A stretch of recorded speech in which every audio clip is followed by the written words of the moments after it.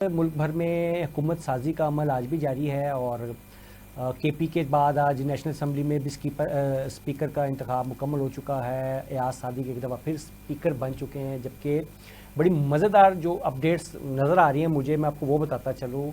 नाराज़ मौलाना को मनाने के लिए नवाज शरीफ ख़ुद उनसे जाके मिले हैं और जैसा कि मैं पहले भी अर्ज़ कर चुका हूँ कि मौलाना सिर्फ इस वजह से नाराज़ हैं कि मैंने नोट वखा मेरा मूड बने, और उनका अभी तक मूड नहीं बनाया जा रहा, उनको बिल्कुल इग्नोर किया जा रहा था।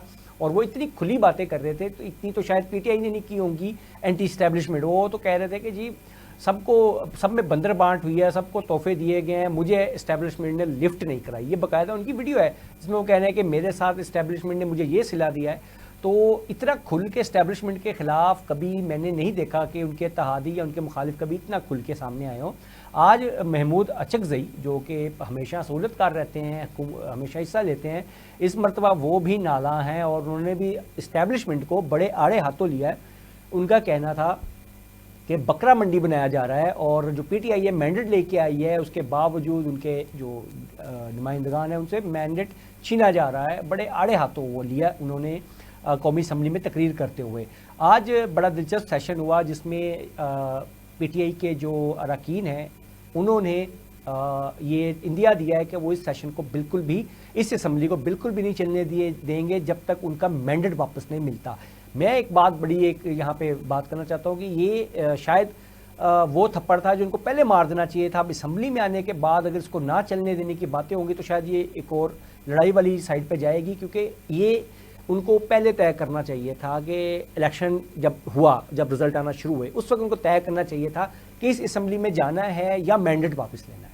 ये वो एतराज़ है जो बहुत सारे पूरे मुल्क भर में उनके कारकुन उठा भी रहे हैं कि उस वक्त तय करना चाहिए था कि हमने असम्बली में जाना है या अपना मैंडेट वापस लेना है। अब जब आप उस असम्बली को मान भी रहे हैं, उधर वज़ीर आज़म के इंतखाबात भी होने जा रहे हैं, उधर स्पीकर भी मुंतखब हो गया है, उधर लोगों ने हल्फ भी उठा लिए हैं, तो उसके बाद आप असम्बलियों में ये कहें कि हम इनको नहीं चलने देंगे, तो ये अपने मुँह पे थप्पड़ मारने वाली बात है या खुद को जलील कराने वाली बात है। अब इनको मेरे ख्याल में कानून साजी की तरफ जाते हुए कुछ और आइनी रास्ता अख्तियार करना चाहिए, और वो यकीनन करेंगे भी। ऐवान को ना चलने देने वाली बात में अब उनके दम नहीं रहा, मेरा ज़ाती ख्याल मैं ये समझता हूँ। बहरहाल ये कोशिश उनको ज़रूर करते रहना चाहिए, जो क्योंकि अभी तक ये शायद पहली मरतबा हो रहा है पाकिस्तान में कि अभी तक चीज़ों का फ़ैसला नहीं हुआ और असम्बली कंप्लीट हो चुकी है। अभी तक पिटिशन्स चल रही हैं, अपीलें चल रही हैं, उसके बावजूद असम्बली कंप्लीट हो गई है। और ये शायद असम्बली इस तरह अगर चलती रही तो ये हमेशा एक स्टेक पे रहेगी, किसी वक्त भी ताकत का तवाज़ुन बदला जा सकता है। ये बड़ी एक अलार्मिंग सिचुएशन है। दूसरी जो चीज़ मैं हमेशा से कहता आया हूँ शरीफ ख़ानदान के बारे में, आज एक खबर मेरी नज़र से गुजरी कि जिन्होंने हमें वोट नहीं दिए, मरियम बीबी का बयान है, जिन्होंने हमें वोट नहीं दिए उनको भी राशन देंगे। तो ये एक जो रवैया है, ये शायद वो बेदहानी में कह गई हैं, लेकिन ये उनके रवैये का आकाश है। उनको मेंटोर की ज़रूरत है। मैं ये एडवाइस करूँगा कि जो उनके बड़े हैं, उन्होंने टीम तो अच्छी लगाने की कोशिश की है उनके साथ, ताहम कोशिश करें कि वो भी फिल बदी गुफ्तगू की बजाय लिखी हुई तकरीर पढ़ने पे ज़्यादा तवज्जो दें। अदरवाइज़ इसी तरह की चीज़ें निकलती रहेंगी।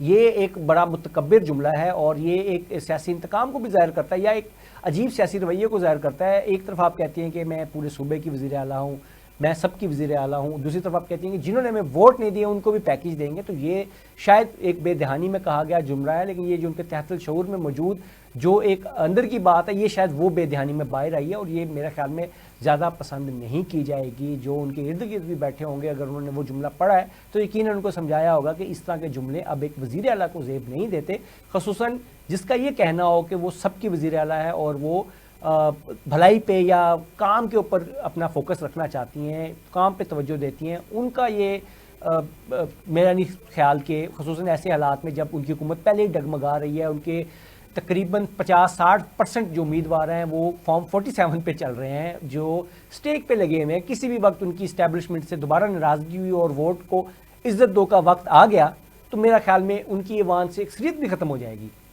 तो ऐसी डगमगाती हुई कुर्सी पर बैठ के ऐसे जुमले ज़ेब नहीं देते।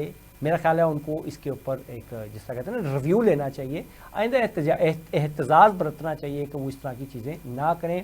और सबसे आखिर में यह है कि सदारती इंतखाबात भी 9 मार्च को होने जा रहे हैं और कभी उम्मीद है कि जो मौजूदा सेटअप उस हिसाब से आरिफ अलवी भी ہٹا دیے جائیں گے، چینج ہو جائیں گے، ایک مدت ان کی پوری ہو گئی ہے، یہ چینج ہو جائیں گے اور ملک پوری طرح سے جو ایک نئی آپ کہتے ہیں انتظامیہ کے ہاتھ میں چلا جائے گا۔ دعا گو ہے کہ یہ اسمبلی جو ہے عوامی نمائندگی کو اللہ کرے، عوامی نمائندگی کو مکمل کرے، اس کے حساب سے عوامی امنگوں کو پورا کرتے ہوئے غربت اور مہنگائی کے خاتمے پہ کام کرے، نہ کہ سبسڈی اور نئی کمپنیوں کے قیام اور اپنوں کو مشیر اور ٹھیکوں سے نوازے جانے کو ہی صرف حکومت سمجھیں۔